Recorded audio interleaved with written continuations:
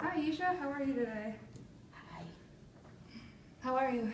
I'm doing okay. I still have a problem with my voice. Yeah, that's last time I saw you, we just finished up the assessment for your Okay. voice, and I told you what your disorder was. Do you Yeah, remember what it was called? you said something like my vocal folds don't come together. They're hypofunctional, and when I'm talking, I have a lot of breath coming through. Yeah, so you have hypofunctional dysphonia, and you're exactly right. That's when your vocal folds don't always come together like you need them to, and also some issues with using your breath support. Yeah, I find that I get out of breath when I talk. Yeah, that's to be expected with that. So that's what we're going to work on today. We're going to use a therapy technique that gets you to coordinate your breathing and get your vocal folds to adduct or come together. Okay. You ready to get started? Yes. Okay. So the first part of this technique focuses on respiration and relaxation. All right, Isha, I need you to sit up straight. We're going to work on breathing. So I want you to inhale, push your stomach out, and then exhale and push your stomach in. Do it a few more times.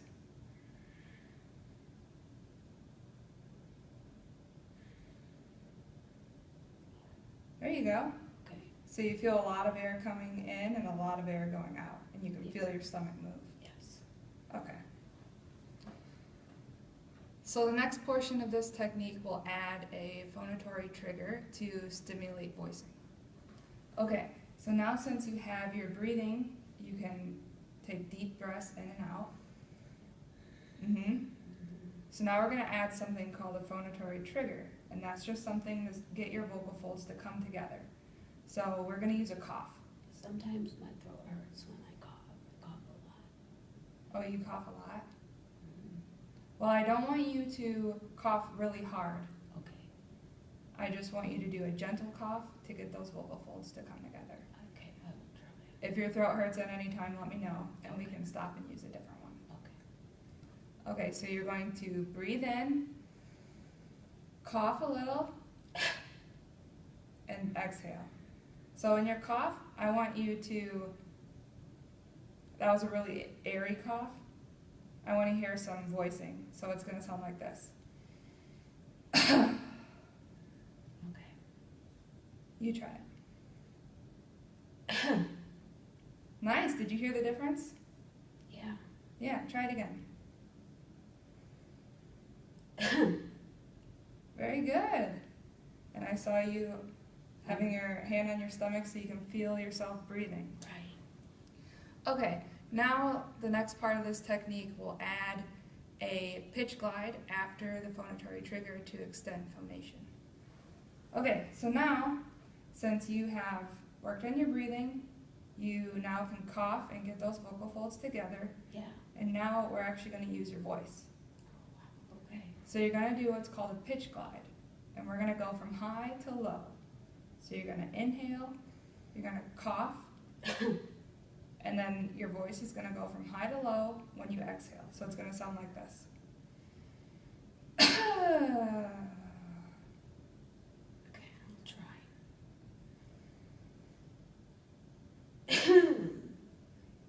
Remember to continue exhaling and go all the way down in your pitch glide. Okay, I'll try it again. Take a deeper breath, and I want you to use all that air. So you're going, all the way down.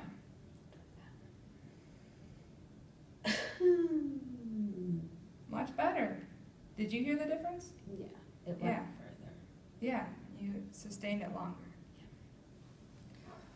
Okay, so Isha has been working on the pitch glide for several therapy sessions, and she's able to do it now without the cough.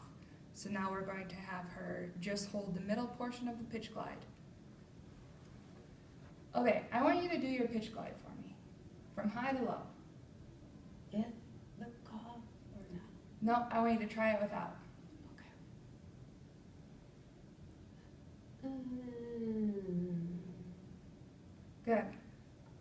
more of your air and make it louder.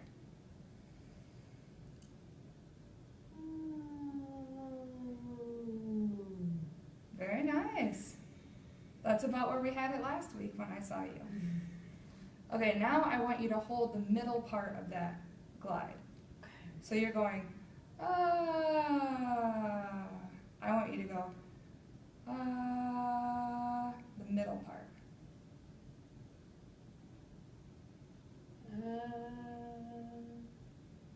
Yeah, remember to take a deep breath and use all your air to make the sound.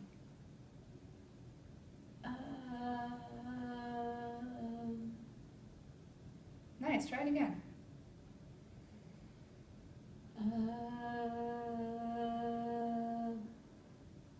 Good, and remember to sit up straight. I see you sort of leaning forward to get into it. Try it again.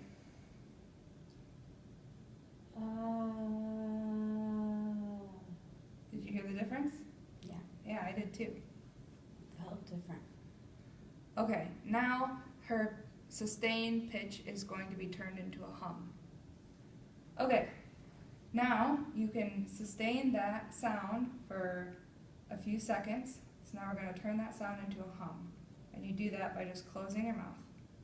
So it's going to sound like this. Mm. Mm. Yeah, just put your lips together and you should be feeling the vibrations up here.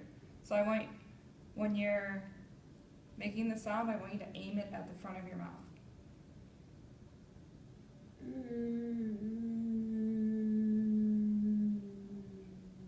That was much longer. Where do you feel the vibrations? At first it was back here, then I moved it. Yeah. So try it again and try to get it up here sooner.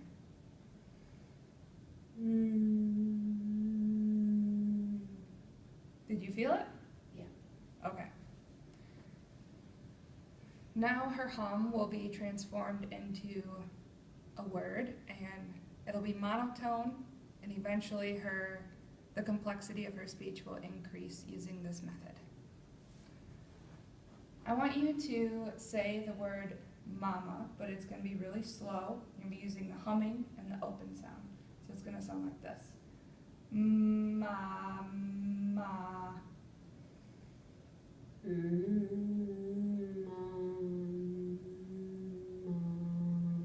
Very nice humming. I feel like that's gotten better over the past few sessions. Very good, doing your homework. All right, try one more time.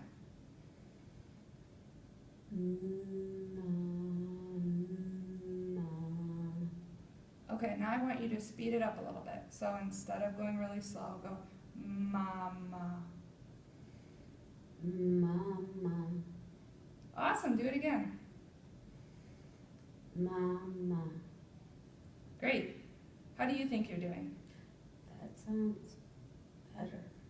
Yeah, I think it sounds better too. You're using your air and you're getting that voice turned on. Okay, so once Isha has mastered the humming in monotone and saying words, then she will work on substituting a hand gesture for the hum, and so the hum will be phased out, the hand gesture will be phased in, and the rate of speech will increase and natural intonation will be added. So this technique can be used for several disorders, including the one demonstrated here, which was hypofunctional dysphonia, or those with weak and breathy voices. And it can also be used for people who have muscle tension dysphonia. Thank you.